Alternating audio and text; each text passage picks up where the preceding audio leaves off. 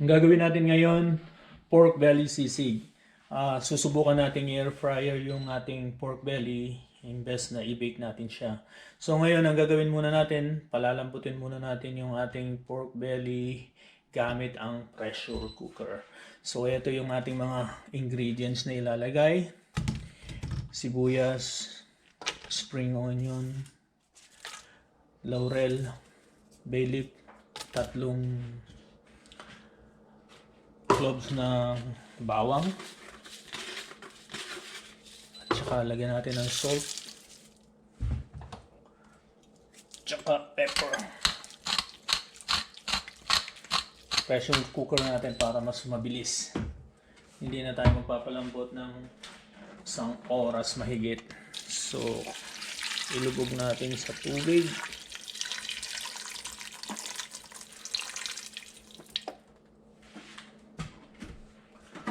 At syempre, isara natin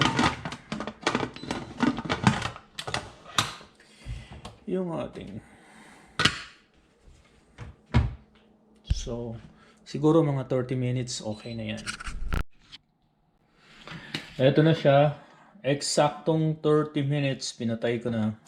Ngayon, actually, natuyo na nga siya. Oh, lambot na. Dumikit na.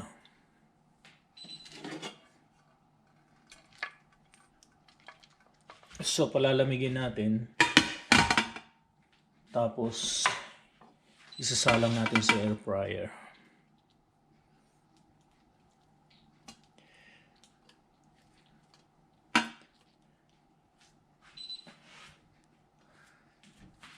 Palamigin muna natin, tapos balikan natin. So, ito na siya. Try natin tanggalin itong buto.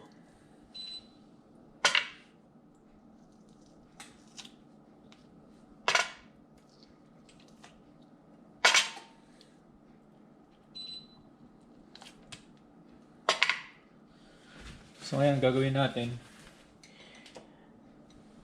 ito mixture ito ng patis at saka suka. Pahiran natin.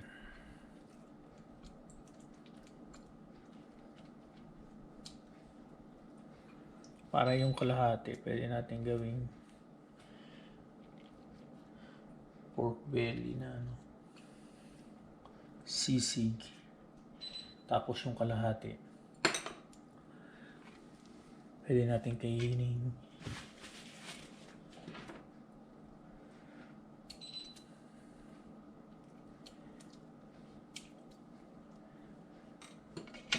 Lechon kawali.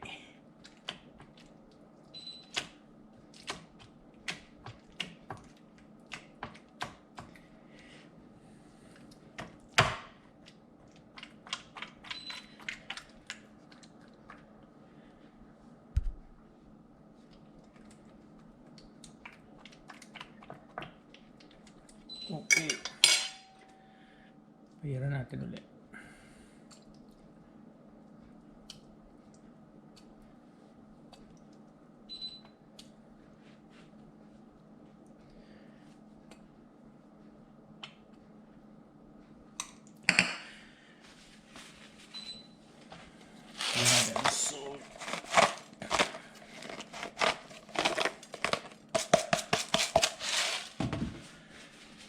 Ayan muna natin ng mga 10 minutes.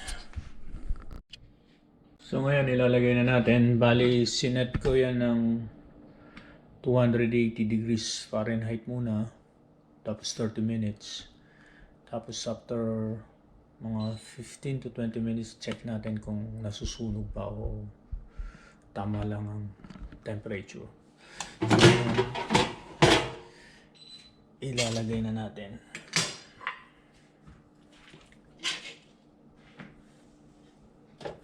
Kasi ang air fryer nakaset siya ng 400 degrees Fahrenheit. So, ang kalalabasan niya magiging sunog siya. Nakaprogram na kasi itong mga air fryer na to kaya kailangan bantayan mo rin. Kaya lang ikaw ang mag-set.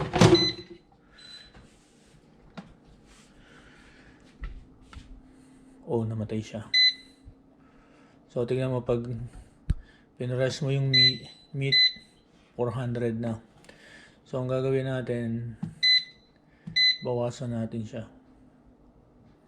280 and then 30 minutes.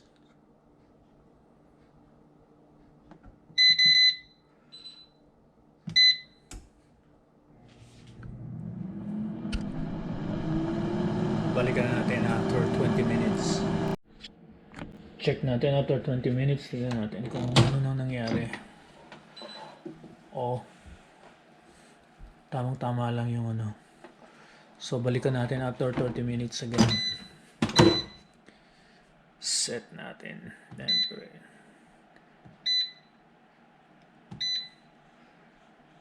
Set natin ng 30 minutes.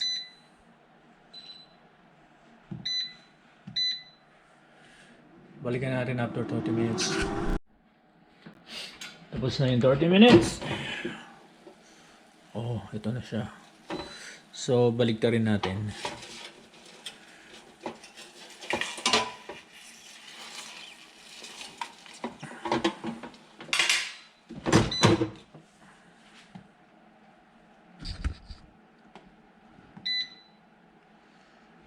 Tapos ngayon gawin na natin ng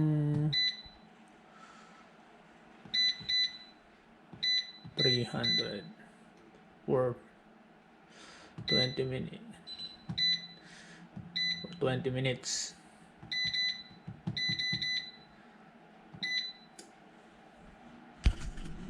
Balikan natin.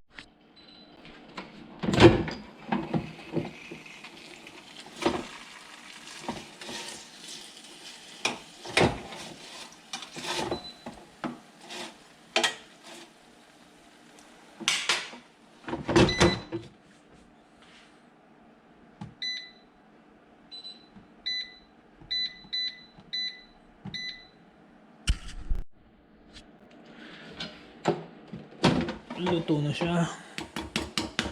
Lumutong naman pala. Lumutong siya. Take natin.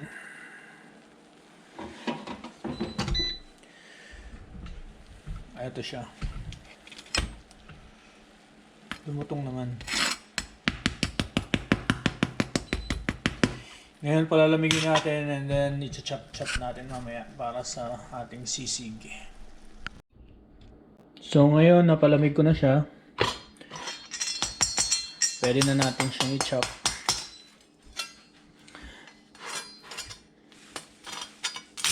Kukulang tayo ng kalahati.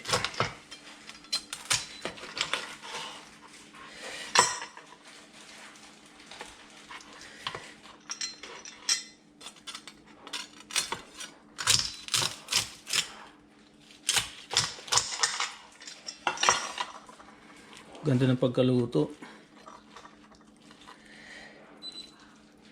Tatanggal yung balat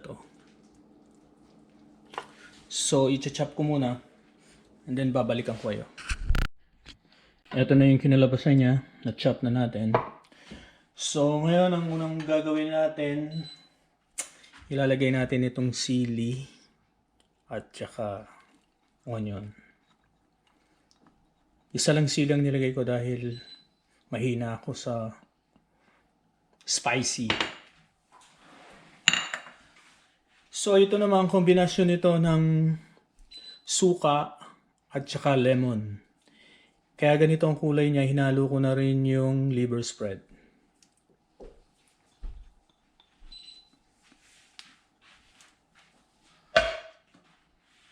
Tapos lalagyan natin ng 1 teaspoon na sugar,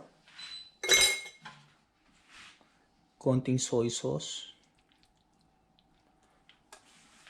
at saka pepper.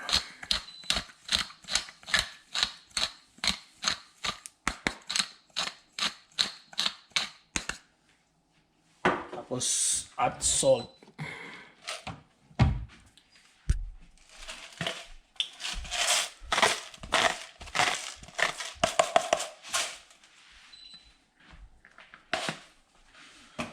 So, i-mix lang natin.